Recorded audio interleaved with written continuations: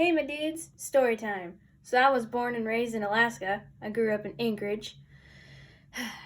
Yeah, it's a beautiful place. And we lived in this cul de sac that had acres of trees to the right. We were in the middle of the city, but this seemed like its own forest. Anyway, my friend and I were hanging out and walking around the neighborhood. I was 12 and she was 11. This was 2015. By the time we reached the corner, this man came out of nowhere. It was as if he was waiting for the exact moment we would arrive, because as soon as we saw each other, he immediately started to walk behind us. So my friend and I continued to talk and have fun. The man looked maybe in his late 20s to early 30s. He was on his phone the entire time, but he was pretending to be on a call. It was evident he faked. When someone is talking, you look like this. But he was like, at least don't act suspicious. He's the imposter. He faked phone call. Anyway, I started to get paranoid because that's extremely suspicious. My parents also just told me what actually could happen when you get kidnapped. They told me maybe only a few months prior to this day, and my friend wasn't bothered at all, but I remember saying something like, "That guy is following us." And she just brushed it off and was like, "Nah, it's fine. You're just paranoid." So I believed her and eased up. Bad decision!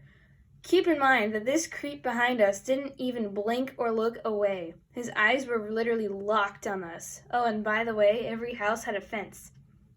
So this is an old photo, but at the time, it was only one house that had no fence. Anyway, and a forest was on the right. There was nowhere we could go but straight. I panicked and looked at the man again, and guess what? He was going twice the speed. He was power walking. First of all, there's 2 girls, you idiot. What are you gonna do?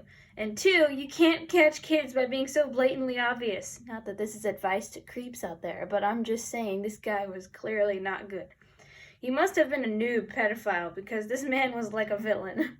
Oh, and again, he still wasn't looking away. When I looked back to see him walking much faster, he was staring right into my soul. I have no idea what this guy was planning, but he was a psycho. And to prove it, I had enough of risking my life, and I looked at my friend. I literally remember her reaction and the words I said. Run. What? Run! There was only one house without a fence. One! We cut through the backyard and to the side and back into the neighborhood. When I looked behind me, he was full-fledged bolting. He was running but the long way that we originally were gonna go. Maybe to not look suspicious for chasing kids through a yard, but bro, what even? Luckily, he didn't see us run inside my house. My friend was scared too. When we headed inside, I closed the door and locked it. Our backyard had no fence either, and there were tons of ponds and pathways. Anyway, I remember yelling, "Close the curtains!" She ran to the back door and closed the curtains. When I closed the front curtains of the front window, he ran into my front yard. Before I even finished closing them, my friend saw him and she and I both froze. I lost my breath. I could feel my heartbeat pounding. It was silent. He was panicking and looked anxious to find where we disappeared. Why was he so determined? Again, 2 girls, not one. How did he think he was going to win? He straightened himself up and began calmly walking back in the direction where I first saw him. I have no idea why I hung out with my friend when nobody was home, because we were literally utterly alone. My grandma was in her room on a phone call, so she couldn't actually help. My mom was at the store and my dad was at work. My friend and I stared at each other, then headed up to my room. I closed the door and we sat down. I remember her asking, "Can I stay here for like 20 minutes before going back home?" Of course I said yes, and later we told my mom the whole ordeal when she got home. My friend called her mom to pick her up so the man wouldn't see her. Oh, and again, even nobody was outside, so that was really dumb of us to just go behind all these houses and think that we would be fine. It was a super safe neighborhood, so maybe we just assumed that nothing bad could happen. I don't know. And maybe he had weapons, because I don't know why he was so confident in trying to get us. I also didn't remember what he looked like. I only know that he had, maybe short hair.